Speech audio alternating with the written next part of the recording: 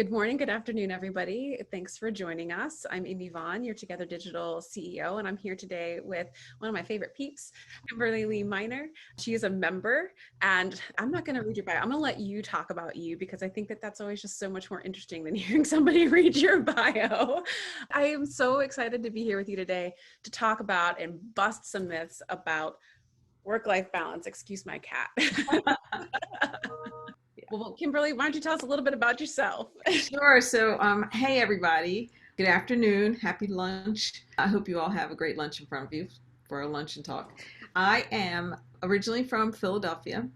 I moved to Columbus the first time out of grad school, where I've been with Macy's executive training program, and I was here in the 90s. And honestly, when I first got here, I was 24 years old. I was just like shell shocked because I grew up on the East Coast. My whole first 24 years had been East Coast, which is very different than the Midwest. But eventually, I worked at Express the whole time I was here, and then I got married. I had some life changes. My mom was taking care of my dad who had a brain tumor, and she retired early, career woman, my idol. She was traveling. She retired early so she could travel the world because she loved to travel. Her mother got sick, and then my dad was diagnosed with a brain tumor. I'm an only child, and then she got sick. And so I had to make some changes and I had to pivot.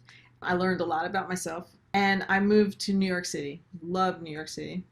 And my life continued there for 15, 15 years. New York City and North Jersey living, had two children. While in New York. I never knew that. Yes. Oh, wow. Yeah. Before I had my first son, we were married and we were living here. We were married for 4 years before I had my first son, but I also had four miscarriages in that time. Right. So like again, like life pivot. And so I moved back here in 16 to be the SVP of strategy, operations, and merchandising for L Brands at Bath and Body Works. And after 2 years, I was like, I've been on this wheel. And at the beginning of my career, I was looking for work-life balance.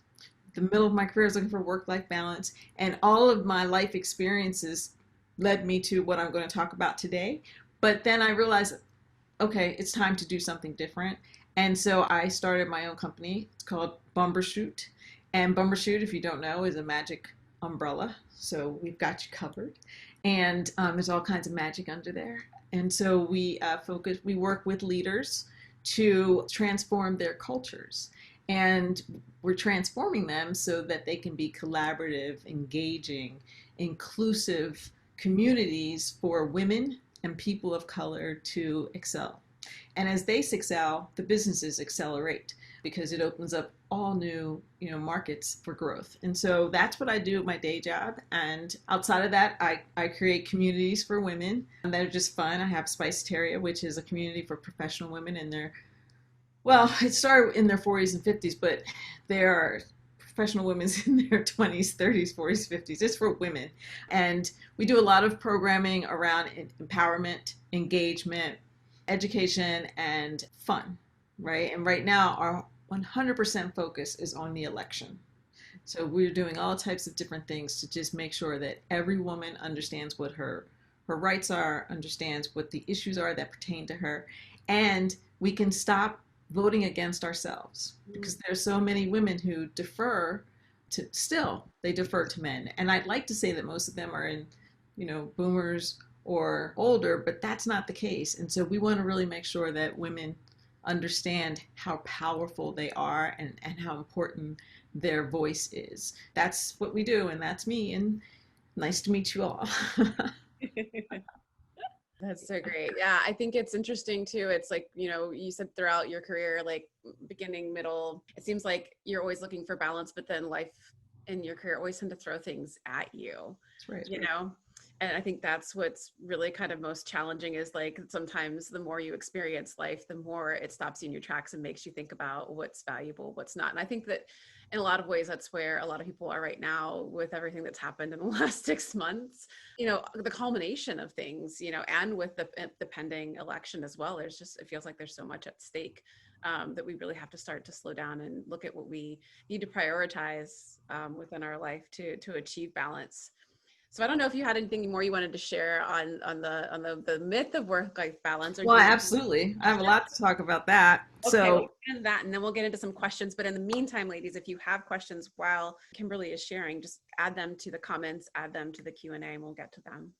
thank you. So, can I just tell them how we got here today? Absolutely, yeah. So, we were on a call earlier last week and we were talking about the Q3 summit and a lot of the comments that we've gotten from our surveys with membership and what we were planning for the Q3 summit pivot, and Amy mentioned that in passing, like this was not the subject, but she mentioned that she was getting a lot of comments about our members wanting to know how to attain work-life balance. And as soon as she said it, I was like, that's ridiculous. That you're putting too much pressure on yourself. There is no work-life balance, but it's all about prioritizing, right? And so I went off longer because I'm very passionate about this. And she was like, okay, you need to do a sheetrock and we can talk about it. So I'm here to talk about it, right? This is from my experience. I've been, in the workforce for almost 30 years. And I had a mother who set a very good but a very bad example. Plus, I'm Gen X. We came about at a time where we were told you can have everything. You can do it all, right? We had Title IX, right? That was of my childhood. We had, the career woman, like I'm coming up and you see the women with the big shouldered suits and they're entering the boardroom and, not to make light of it, but we had Angelique, you can make the bacon and fry it up in a pan and never let him forget he's a man. And all these things that were like, you young lady can do everything, or you can be anything you want to be. And so my mom, she had a career, she was an accountant. She walked out the house every day sharp as a tack, and she was at school board. She was president of PTA. She was at, every activity that I had.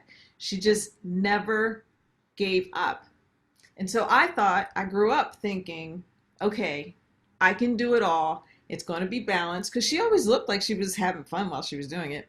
So I can balance. If I'm really busy at work, then that means I have to be busier at home, and I have to make sure that the kids' birthday parties are special, and I have to, I have to do this. And it was after I had kids, I felt like I was losing my mind, quite honestly, because I was trying to keep all these plates in the air. And I just took a moment and sat back and started to think, what makes you think there is balance? I thought, well, the men who I work with, they seem really balanced and they're having fun. They're off golfing and they're still doing what I do. And my mom did it. And it's happening, in media, people are, talking about work-life balance. Why do I feel so imbalanced? And I realized it was because that was a myth. It was a myth, right? There are a lot of things in life that you can balance. And I wrote about this, briefly, but you can balance your meals. Like you can have a very balanced way of eating. You can balance, and you should balance your checking account, right? If you work for the circus, you can balance. You see that, right? The tightrope workers.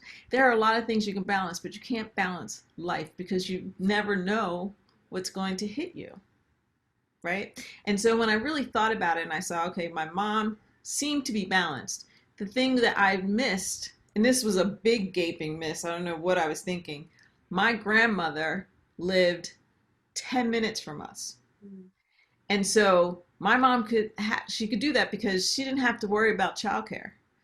I was taken care of all the time, right? So she could do a little more. It wasn't necessarily balanced. She made choices, but she had support. I didn't have that support. My mom passed away before I got married, right? So you can't balance. When I looked at the men who I was working with and their life seemed to be balanced, well, they had wives. Mm-hmm. So that allowed that balance. And as women, we look at ourselves and we say, we should be able to have balance. Work should give us that balance. We should be able to work and it's not too much, and then we'll do the rest in the back. But I think we've gotten confused with having it all and doing it all, right? And you can have it all, but it's not going to be balanced. There are going to be weeks where you have to prioritize your work. And if you have children, you might have to figure it out with your partner so they pick up the slack over here. There might be weeks where something happens, you're not well, something comes in and takes your focus away, and you might have to really deal with that. So that becomes the priority, and work's going to have to, take a second step. But when that happens, it's all about communication, right? So if you need help to move forward because you've had to prioritize something else, then you need to have open communication with whoever you need to support you.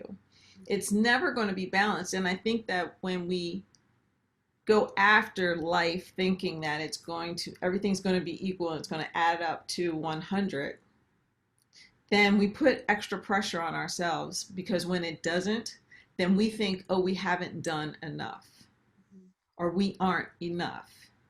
And the truth is, everybody's enough, because you're enough is you're enough, right? And by comparing yourself to what other people are doing, that seems to be in this fake world of balance, we miss the clues, or we miss some of the details, because we're spending so much time comparing ourselves that we miss the help that they have, right? We miss that they took 2 weeks vacation and now they're refreshed. That's why they look like they look, right? So my advice on this is smoke and mirrors. Life is not about balance. Life is about priorities and setting boundaries for what you're willing to accept, right? So if you say, I only want to work, I'll give my job 1 or 2 late nights a week, and the rest of the time is for me, then you've set a boundary, and that provides you, I guess, the balance that you need, right? But you have to set those parameters for yourself. No business is going to give you the balance. And again, it's about the priorities, right? It's really about setting priorities and boundaries and knowing what you're willing to do and what you aren't willing to do. I'll tell you a story. My mom was sick when I was dating my now husband, and she knew she wasn't going to be around if that relationship continued, because I was known to be fickle and relationships didn't necessarily last a long time. But this is different. We're married. We've been married for almost 22 years. But she didn't know that. And so she said, look, here's what life is about. And I learned it by living it, and I want to leave you with this. Nothing you do is a mistake unless you don't learn from it. And only you know what you're willing to deal with, what's a deal breaker, what is the number one priority for your life that day, right? Because life is different every day. And who you are in your heart. Like, you have to stay true to yourself. Those are the 4 things you need to think about. So if you get married and it doesn't work, did you sacrifice? Did you give your all? What was important to you? And so I bring that back to the work-life balance. It's not about balance. Balance is flat. Life is not flat. Life is up and down, up and down, up and down. And you just have to figure out, how far do you want to bounce up and how low do you want to bounce down, and develop your own boundaries and shift the parts of your life within those boundaries so that you're satisfied and your good is actually your great, because you're not comparing yourself to other people to have this fake balance, to have it all. So just remember, you can have it all, you just can't do it all. And life's not about balance. Balance is flat. Life is up and down. Set your boundaries and know what your priorities are. And have a really great network and community of women to support you, right? Because that's super important, to have your tribe, because there are going to be days where you're going to need to call someone to help you because your priorities have changed as a result of something that's going on and it was unexpected. So that's my thought. And I got there the hard way, right? And so hard lessons are never forgotten, right?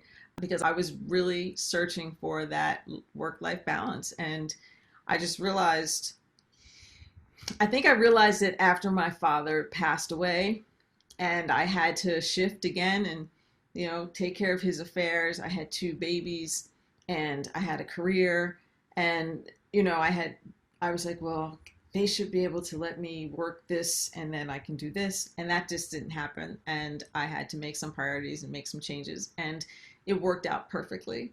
And so that's when I realized, yeah, work-life balance, that is a myth that people tell women to just make them feel more pressured.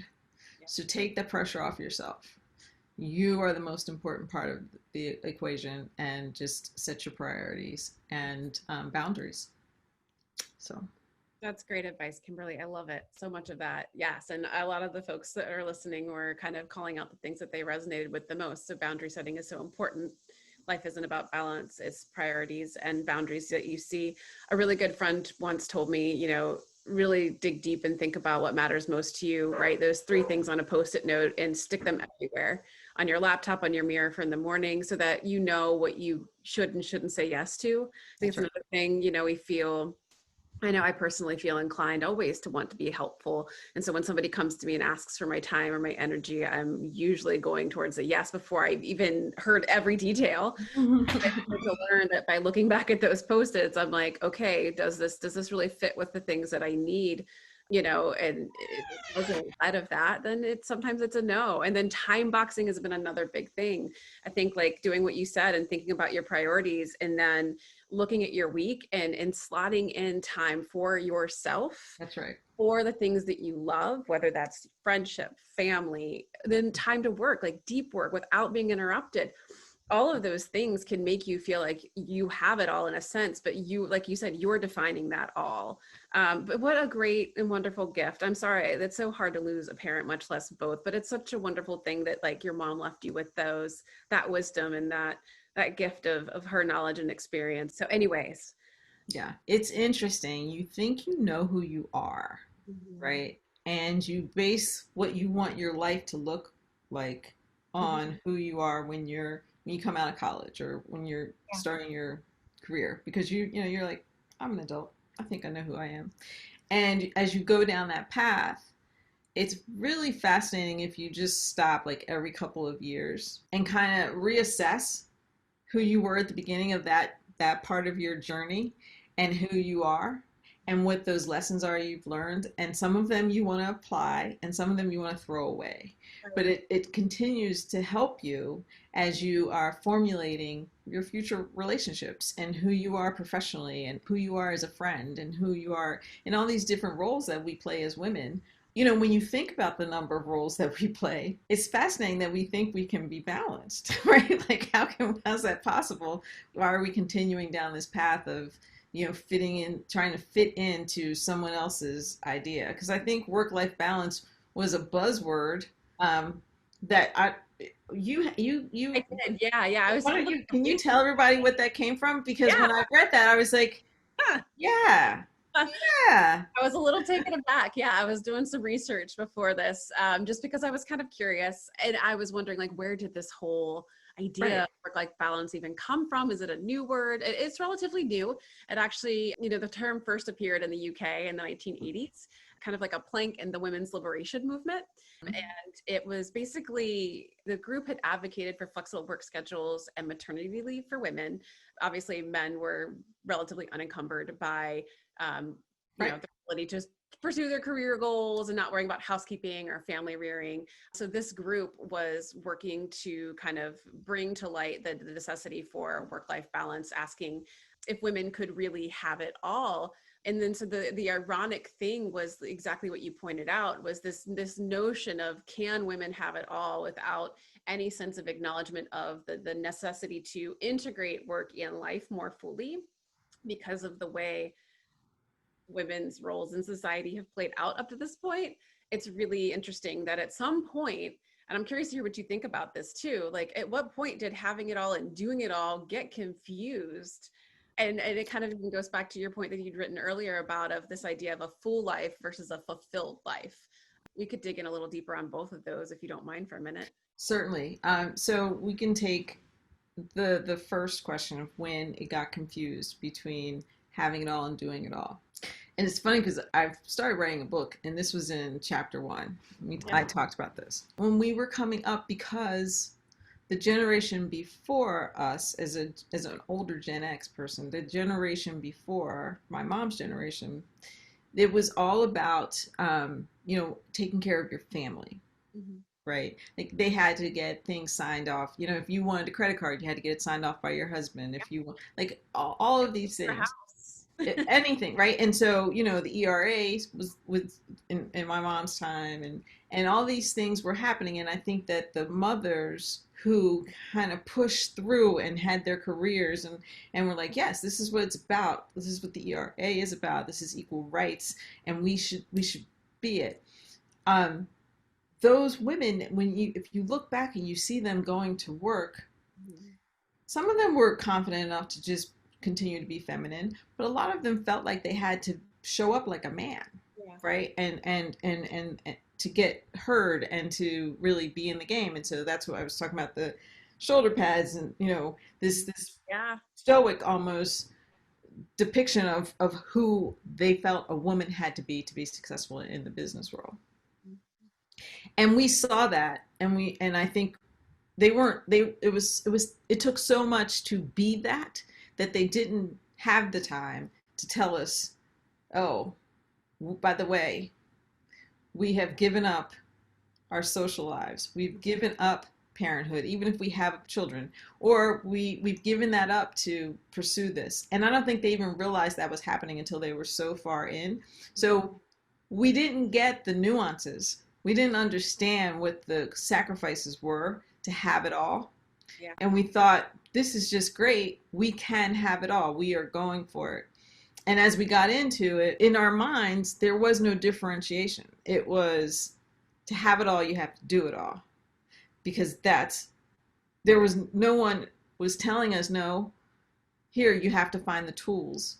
You were the tool, right? Like you were the tool. You, as a woman, you're powerful, you're bold, you are invincible, you are a woman. And it took a long time for women to really start to, I guess, lift their head and realize what was being missed.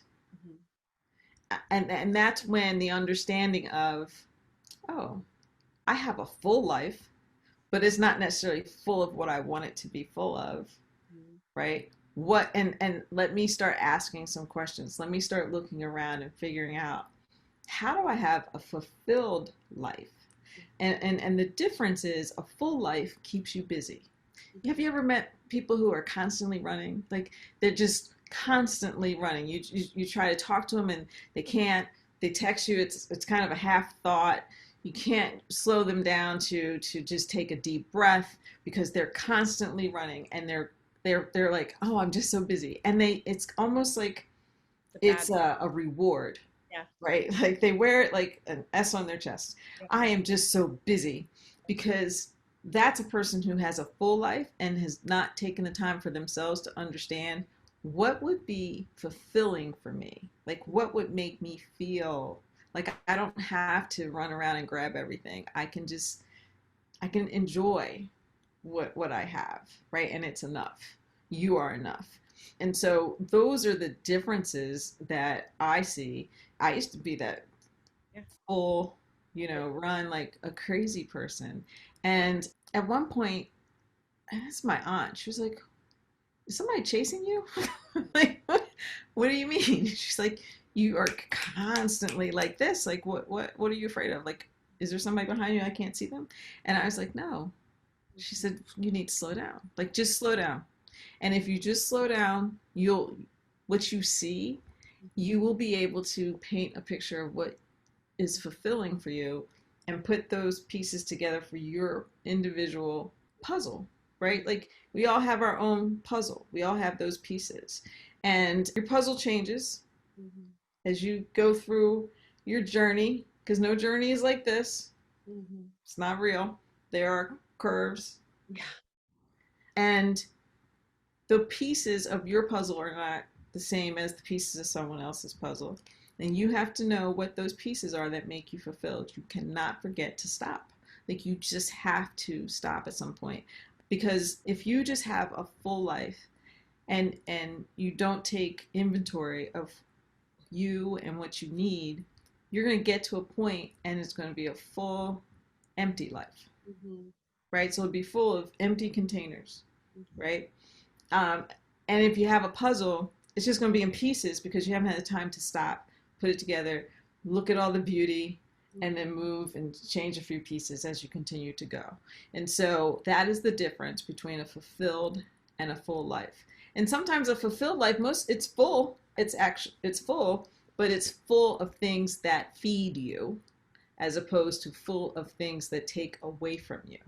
Right? So that's the difference between a full life and a fulfilled life. A full life is just busy and you just have emptiness.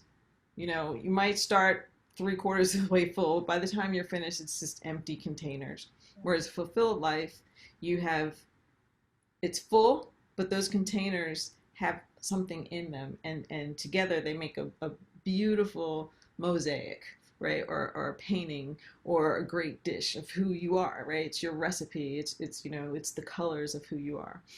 So those are the two differences. And then, I talk about the idea of women feeling like, and this is especially women of color, right? We've been told our whole lives that we are strong. I come from a family of very strong women. My mother's family's from the South. My great aunt got her master's in 1920.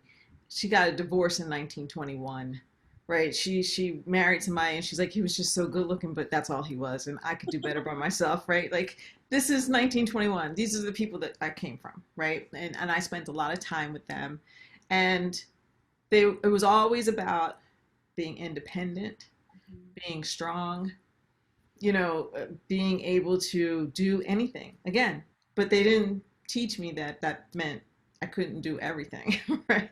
But in that strength, sometimes we mistake strength for stoicism, and we don't understand our own power or our needs because we keep pushing them down so that we can have that balance, but for other people. Right? We can create that balance, but for other people.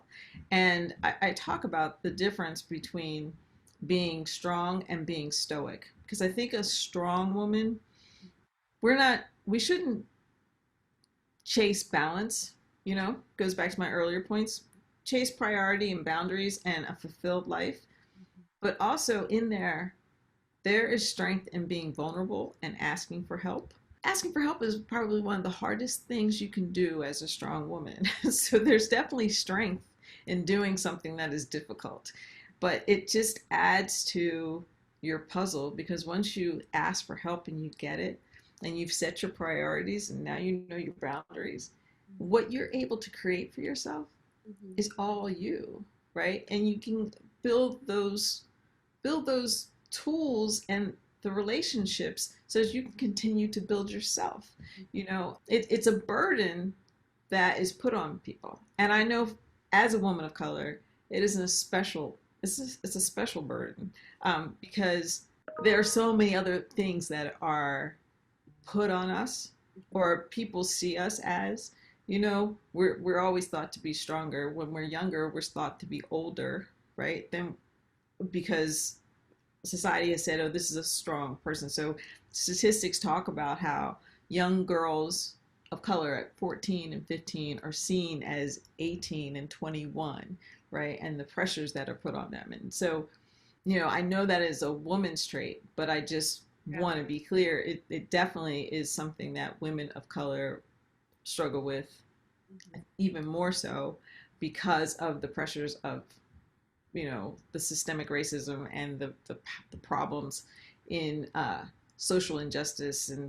And I just want my message to be clear to everyone, but especially to those women of color who are on, that I understand, and it is not unreal. It's not something that's in your head. It's a real thing. And so you especially take the time for yourself to reassess at every opportunity you get so that your journey is continuing to take you where you need to go, and not where other people, families, and businesses, we are treated differently. We are different. We are unique, but we're still women. And sometimes we can't find that support to help us with, where we need to go. So just take the time for yourself, and know that being vulnerable is power. It's the hardest thing to do. So don't think of it as the opposite. By asking for help, you're weak. But I feel by asking for help, you're strong. And I had to go to a therapist to get the tools to learn how to ask for help. So this is free. I'm just telling you. That's awesome. I just want to touch on for a second. That's amazing. And yes, a lot of those who are listening are saying they agree. And thank you for sharing that and speaking to the kind of societal stoicism that's imposed upon women of color. The other thing I wanted to touch on for a second was like I couldn't agree with you more on the power of being present and really what slowing down and being present can do for you every Mm, single day. Like you don't get today back. Like this day, you don't get it back. So that's if right. you're not focused on the things that make you fulfilled, if you don't stop and look around and be grateful for what you do have, I think that's the other thing I've learned too, is just, even now as I'm raising a daughter who's, very young and learning things, she's only 7, but just teaching her gratitude and being present and grateful for those things that she has, you'll start to realize that you have more than you might know. And that there's like, having it all might not mean, I think another great point you made earlier was that necessary comparison. I think that's the other thing with social media and influencers and those things now, while I think they can be powerful and they're a great tool and asset. And I love that people have a voice they can amplify, but sometimes it makes it hard for us to, like you said, realize what's reality for them, because it may just be like, again, you're only getting the upfront view, you're not getting a peek behind the curtain. But this Wow, of long course. this is a long weekend coming up, ladies, so I like implore, challenge each of you to take a little bit of time, take a long meditative walk, be still, be present in your weekend. And you're just gonna, I've been doing this a lot lately, just always bringing myself back to the present. And I notice how much better my days feel, how much better my time feels that I'm spending with my loved ones, even on my work, because I'm choosing to be present instead of worrying about what's to be done next. Like my life is not going to be a checklist when at the end of my life, I don't want to be like, oh, I got everything done. Exactly right. That's exactly right. It's just like buying a house, right? Like, so you buy a house and people worry about paying the house off. Like, what's the worst thing that happens if, when you're 80, if your house isn't paid off? Or Right. 90 or 100 and you passed on? What's the worst thing? Like, you know, and this is going to sound a little, probably my kids say corny. They say, "Oh, mom, that's so corny." But I'm a geek. Like I am a musical theater geek. I love it. When I was living on the East Coast, I was in New York all the time, just going to plays. I'm obsessed with Hamilton. People who know me know I'm obsessed with it. I've seen it live. I watch it at least once a week. But the story of Hamilton and the song, why do you always write, do, act like you're running out of time, right? And he was, Mhm. right? So I look at it like, if I approach my life with purpose Mhm. and I take the time that I need to reset, rejuvenate, Mhm. and then I have a lot to do, I do what I have to do, and then I stop, then I'm doing what I need to do, not to act like I'm running out of time, but I'm living like I'm going to live forever. Right. And so each day is just, there's a nugget in there every day, and I don't miss it Mhm. because I'm running constantly. And I think for many years, especially early in my career, I missed a lot. Yep. I missed a lot. I think about, like, I traveled the world. I even had teams in places. I had a team that worked for me in Amsterdam and Milan, and I would go over there and I would just work. And one time I was invited to someone's house for dinner, and I thought, oh, that's cool. I'll go. Yeah, okay. I went. But it wasn't until, it's crazy, but while I was overseas, my passport expired. Like that's how fast I was moving Oh, because I wow. didn't even pay attention, and I was overseas and my passport expired, and I couldn't do anything except go to the embassy and start the process. But I was stuck because Hmm. I couldn't go on to the next country, and I was stuck, and I was in Amsterdam, and I had to take a whole day and just not work. Like I didn't work. I got like a tourist book and I just went around and it was spring and I saw the tulips and I was like, oh my God, they're beautiful, but they're just tulips, but they're just so beautiful. And I went to some art museums and I was started thinking about things then. And I said, wow, I can't even tell you how many countries I had been in by that point and never really took advantage of seeing the beauty. And so that was one pivot. Look, oh, you need to think about this, and every at every chink in the road, like, where the road kind of dinks and turns a little bit, that's my time to stop. And you can start to feel it if you get in the practice, you can start to feel when it's time. Okay, that curve is coming. It's time to sit down. I'm going to slow down because I want to take the curve, Yeah. but I'm going to stop before that sharp turn and just reassess. And it goes back to you have to feel it because you have to do it enough that you know when it's time. And you don't want to wait until it has taken over Hmm. because then that's a whole nother thing. That's burnout, Hmm. hitting the wall. Yep. That's a whole nother session. Yeah. Because I've done that too. Well, and a couple of things you said there get me to that next question. I was intrigued recently by a quote that said, "Do less and be more."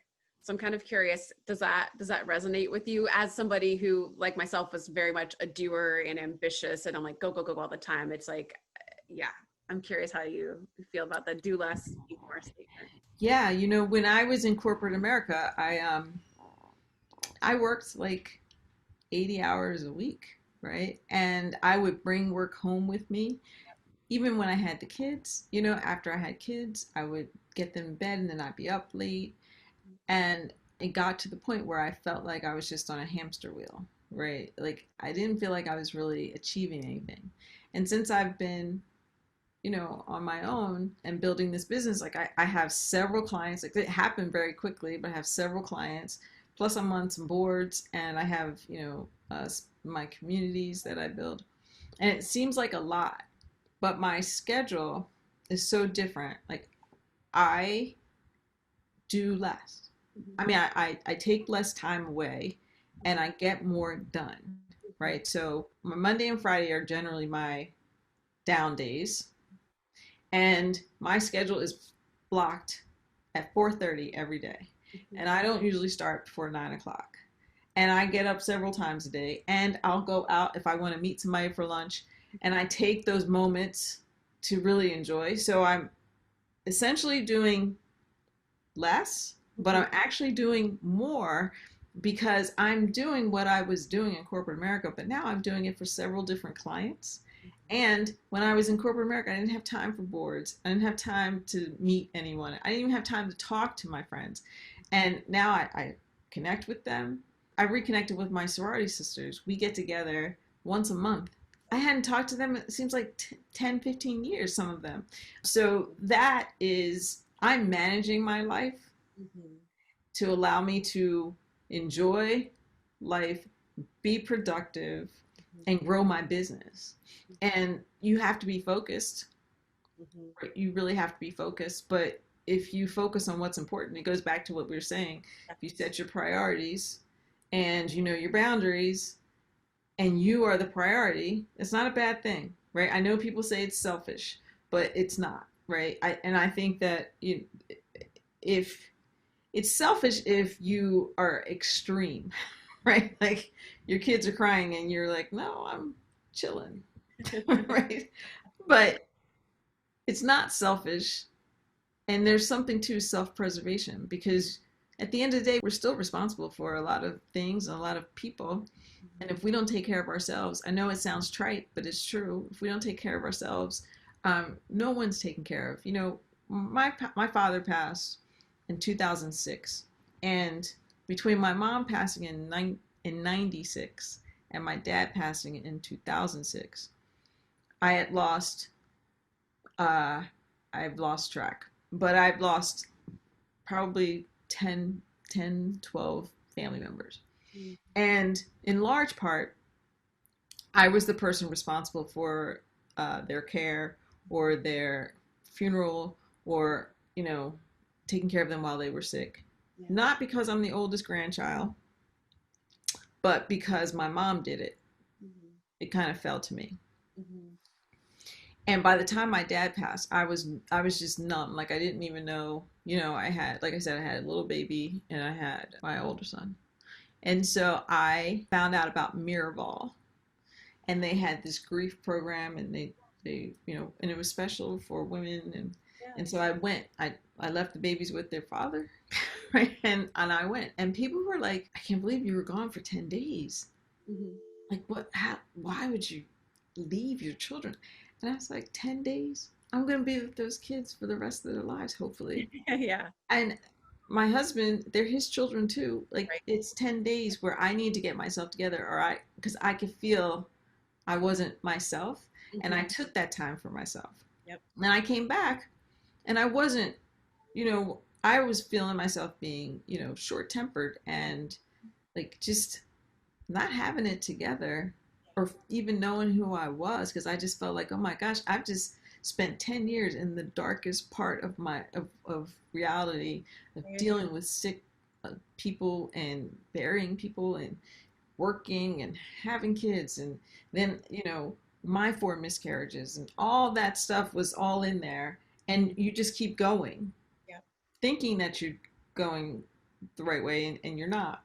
Mm-hmm. And so I say all that to say, just by taking those 10 days Mm-hmm. by myself, I came back, and everybody was like, oh my gosh, you're a new person. And I was like, yeah, I took the time. Like, you have to focus on yourself, and you have to do, and I've done it again. Like I've done it several times in my life since then, since 2006. And it makes the difference. It makes a difference. And so I'm just imploring you to take that time for yourself, and don't let other people's ish Mm-hmm. affect you. Again, like it has to be about you. Do what makes you feel good. Mm-hmm. That could be walking around the block, that could be reading the book, or that could be going somewhere, but you have to do it for yourself, right? Because if you don't, Mm-hmm. I guarantee Yeah. I don't see other people doing it, because they're going to say, oh, well, that person's fine. They're doing it, they're getting up every day, they're fine. You have to make those decisions for yourself. And um, when something's like when you're just not in that space and you're not right. And I think it's so wise to know when to stop and take that time. Because you've heard, like, on airplanes, they say like oxygen mask on yourself first before anybody else. And you're right. If we're inclined to or prone to want to make sure that everyone else is taken care of, the one way to ensure everyone won't be taken care of, to your point, is just don't take care of yourself, and then the lot can stand to fall apart. So if that's not enough motivation to go out and seek help, that's another thing I would throw out there too. I love that you talked about going somewhere and getting actual help. There's nothing wrong with therapy. Therapy is an amazing, wonderful thing, and it's so accessible now, whether it's talk that's right. therapy, or it's traditional therapy. Like, there's no shame in that. I love that we recently had a virtual book club. We've got one on our Slack channel. And one of the books that we read this year was Maybe You Should Talk to Someone. And it was just very eye-opening. And I loved that. And the author came and talked with us as well. And she's a therapist. It's about a therapist talking to her therapist, and everything it did to destigmatize that notion of, the importance of mental health is just as important as your physical health, because they're so intertwined. Yeah. I think that's all really awesome advice. I don't know if anybody else has any questions for Kimberly, but I had one more kind of big, deep question. Okay. And that was, if you could go back to your younger self, at whatever age you want to pick, what kind of advice would you give her? I think if I were to go back to my younger self, there are a lot of things I would tell myself. My mom used to say to me, a lot of people have learning trees, my dear, you have a whole orchard, right? Because I'm a person who has to do it for myself. And then if it's not right, Yeah. I can move on from that. And I think my advice to myself would be that you're enough. You're going to be okay. Like you don't have to achieve it all right now, Hmm. right? The timer is not set for you to be have it all figured out now, Hmm. right? And I say that to myself a lot actually. And I started saying that a few years ago that I wish I had that knowledge and that wisdom when I was in my 20s because I feel like I missed out on some great relationships and experiences because I was in a hurry. Like I thought I had to achieve something, so I focused, I think, in the wrong place. And that might sound a little trite because a lot of people say that, like, I wish I wasn't in a hurry, but I really wish that I had slowed down a little bit and, been irresponsible. I always felt like I had to be on top of things and, the responsible party and make the right decisions and move things forward. That I think I missed some relationships and experiences that I can't get back. So that would be what I would say, and it's what I say now to people Yeah. all the time. Enjoy life, right? Like even if you don't get to where you want, enjoy the road. and Hmm. and I didn't always do that. Yeah. No, that's so true. I recently heard a sentiment too in a song, and I was like, oh, knife to the heart was, we spend a half our life actually asleep. The last thing you want to do is spend most of your life sleepwalking. And I Yeah. felt like there was so much of my time, when after my daughter was first born, um, where it was that. Like I mean, I was virtually sleepwalking because I wasn't sleeping a Oh lot yeah. with a Oh new baby yeah. and working in an advertising agency 60, 70 hours a week. But, there was still just so much of my life that was like numb. And so I was like, I'm fine because I don't feel anything. That's a sign of burnout, ladies. If That's you're exactly right. if you're That's right. feeling numb, that doesn't mean all is well. You should feel joy, you should feel pain, you should feel nostalgia, you should feel all these things because that's what life is. I wanted to ask one more question for those who are listening right now who maybe are running their own business or have kind of a flexible work schedule type of thing. What are some ways in which they can start to leverage and create some more space for passion and the things that they love, maybe in their current working environment? So there are a few things, right? So the one thing that I learned that I didn't know before was that there are some great partners out there, right? So, in an organization like Together Digital, Mm-hmm. you need to get to know who's in the group because there are partners who could help you actually grow your business at the same time take some of the burden off of you. I've really relied heavily on partnerships. Here's what I don't recommend doing on LinkedIn, and I'll tell you what I do recommend. So on LinkedIn, I don't recommend that you just cold call people for your business because that to me is a waste of time. What you need to really do, and the most effective way to use LinkedIn is to really rely on your network, right? And so, put things out there, what you're working for, what you're looking for within your network, and you'll be surprised how that's going to help you go forward because people want to help. They generally want to help, Mm-hmm. right? And then just steal the time to be strategic. Don't go after everything. Mm-hmm. There are going to be lots of opportunities that are thrown your way. And if you try to grab every opportunity, then your time is wasted and it loses value. And your time is valuable. So make sure that anything you do, you don't give away your time, right? So here's an example of what I mean. If you're starting out on this entrepreneurial journey and you haven't been established very long, but you're coming off of a great career, right? So people are hiring you for that experience that you've gotten in your career. What they'll try to make you think is because you're new as an entrepreneur that they're hiring you as a new entrepreneur and they'll try to pay you as a new entrepreneur. Mm-hmm. But your time is valuable because you bring all of this experience. So don't undersell yourself, right? Make sure that you understand your value. And if that means that the first 2 or 3 proposals you have to turn down because they come back with like these ridiculous, let's say you're $125 an hour and they want to pay you $25 an hour because you've only been in business a short amount of time, let that go. Just Right. let it go. And don't be afraid to let it go because the bigger projects will come.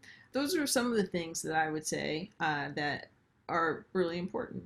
Know your value, build your network, Mhm. rely on your network, and ask for help. Definitely. Somebody was wanting to know if you're open to connecting on LinkedIn, Of Amanda. course, I'm sure she is. certainly. I'm Yeah, sure she is. We can share. absolutely. You can also find her on Slack because she's a member and a board member as well. Yeah. One more quick question here. We've got a few minutes left.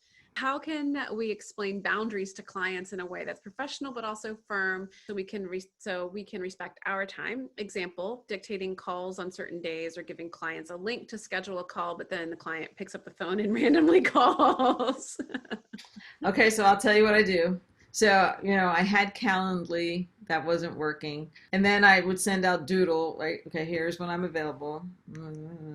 I hired someone.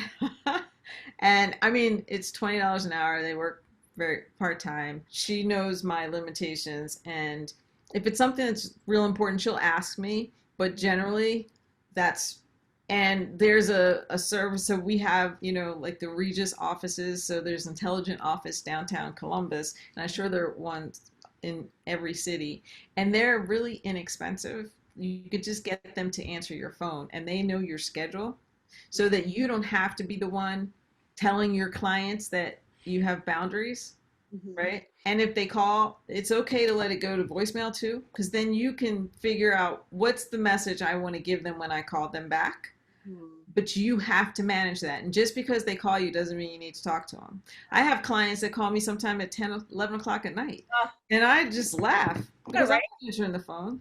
Because once you do it once, Yeah. they will expect it every time. And so you have to establish it, comes back to you. Like you have to do, I think it's like anywhere from like $15 a month for automated service to, a little higher. But Yeah. you have to create that firewall for yourself so that they know you're serious. Because if you worked for someone, they wouldn't be able to call you when they want to. They have to go through someone. So create that firewall for yourself. Make sure you put them in your phone so you know when they're calling. Yeah. And if it's not a convenient time, don't answer. Let it go to voicemail and then call them back when it's convenient for you, Yeah. especially if you've given them those boundaries.